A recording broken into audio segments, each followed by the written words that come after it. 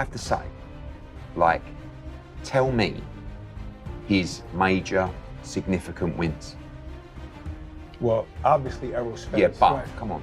No, but he beat a guy who was in the top 5 pound for pound, and he destroyed him. That's really never happened. No, I agree. In history. Okay. I agree. He wants boxing as a mainstream sport. He doesn't care about the perception it's parochial. There's only a small audience there which watches boxing. He thinks I can grow this sport to quite significant levels. Well, I also think in the territory with Dana White in America, it's needed, because I feel boxing now, when you look at the fighters in the past now, Errol Spence retired, Deontay Wilder, all them names were hanging on Gervonta Davis now, which his last performance wasn't the best. There isn't that many blue chip operators there now, but I feel the ring belt is more recognised. There was recently news that Eddie Hearn was said to have blamed Turki Alalshikh for organizing fixed bouts, a charge that shook the boxing community. Although no concrete evidence came to light, most suspect that the charge was made on the grounds of Eddie feeling uneasy about Turki gaining power, particularly as he teams up with Dana White to introduce the TKO League. With Saudi boxing rising and Turki at the middle, Hearn's comments were seen by some as a veiled warning shot against the realignment of world promotional might. I think it's great.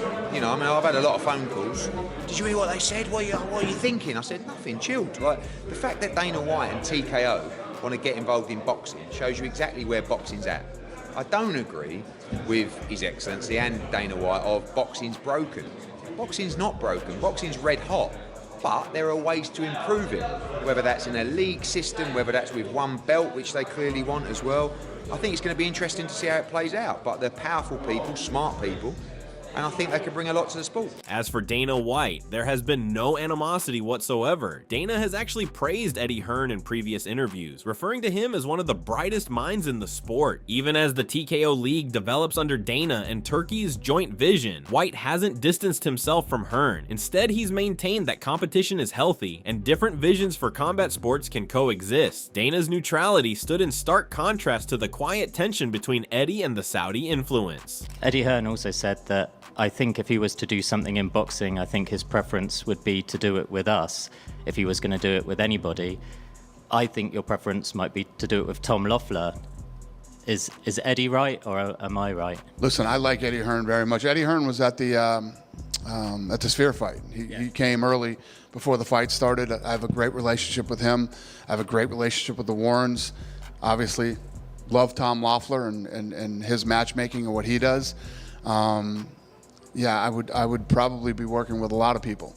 I'm sure you can assume the people that I would not be working with. I don't think you have to be a fucking genius to figure that one out. But yeah, I like Eddie Hearn a lot and would love to work with Eddie Hearn.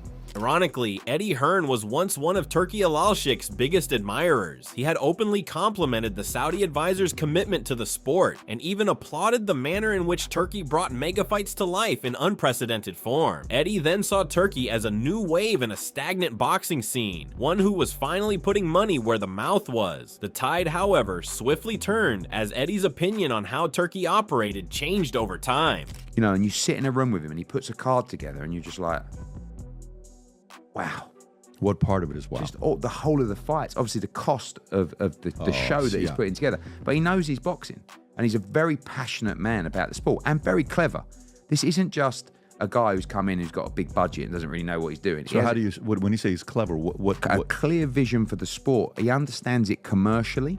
You know, I don't know if you've seen the promos that they put together. Guy Ritchie did the last one. I mean, it's like a mini Oscar-winning film. Eddie later voiced his disapproval on several occasions, emphasizing that boxing should not be handled with the casual approach that Turki seems to encourage. According to Eddie, there's a difference between innovation and recklessness, and Turki's rapid-fire matchmaking and lavish spectacles blur that line. Hearn insisted that boxing's foundation is built on structure and competition, not celebrity appearances or rushed narratives. It marked a clear philosophical split between the traditional UK promoter and the Saudi powerhouse. TKO, UFC are used to a business with total control. You can never get total control with boxing. You can't expect to go to bed at 10 o'clock at the night and wake up at 8 o'clock in the morning and everything to be the same. Because you can do that in UFC. You've got fighters under contract, you know exactly what's happening, and that's how it is. I wish I had a business like that, by the way, but I haven't. Right. I have to go to bed and sleep 2 hours a night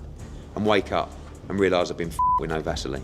So the difference is, that's the game. But it ain't a game for everyone, and I don't think it'll be a game for them. Some close sources think Eddie's unhappiness might also be driven by a personal vendetta. During a recent press conference, Turki Alalshikh openly ridiculed Eddie, creating viral moments that brought chuckles and backlash. Many fans theorize that Eddie's recent statements might have been emotionally motivated, not strictly business focused. Though Eddie kept his cool, observers noted the change in his tone following that moment, thinking the press conference taunt might have put fuel on an already hot fire. Eddie can do something. Usually Eddie can usually lose. Please, Eddie, try to do something this time. Thank you. This is His Excellency Turki Alalshikh on the phone, wanting to speak to everyone. For you in London for the conference in 27. We will be there. I will be there. What was I think when I do this fight? I don't know. The wait for reason. Let's see. And usually,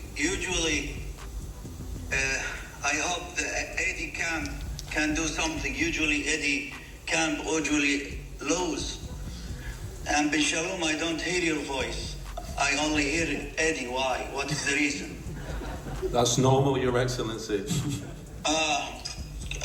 I hope the Ben Corner can have a chance to revenge for the family. Despite speculation, Eddie remained firm in a later interview, claiming that personal attacks or mockery don't bother him. He said he's been in the sport long enough to brush things off and remain focused on business. Eddie explained that his concerns with Turki's methods weren't about ego or insults, but rather rooted in genuine worry about boxing's long-term structure. He insisted he isn't bitter, just cautious about the path the sport is taking under new global leadership.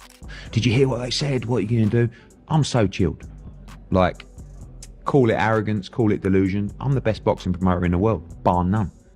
So I have no fear if they want to try and crush me. Eddie doubled down on his belief that Turki's approach has blurred competitive lines. He cited his disagreement with the Canelo versus Crawford bout being approved, arguing that it undermines weight divisions and sporting merit. These are not the sort of battles that need to be given precedence, regardless of how commercially viable they might be, Eddie said. He implied that boxing requires standards and consistency, and not a state of chaos governed by spectacle, regardless of how financially rewarding the battles are. I have to say, like, tell me his major significant wins.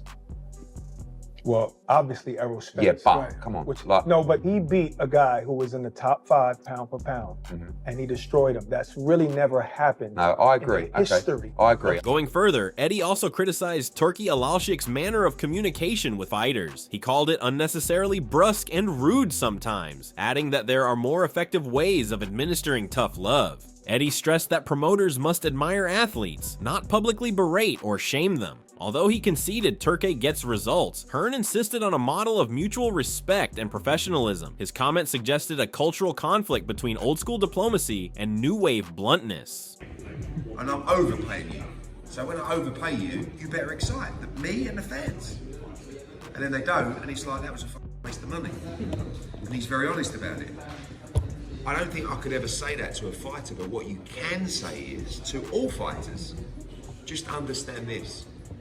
If you fight like that, no one's going to want to watch you.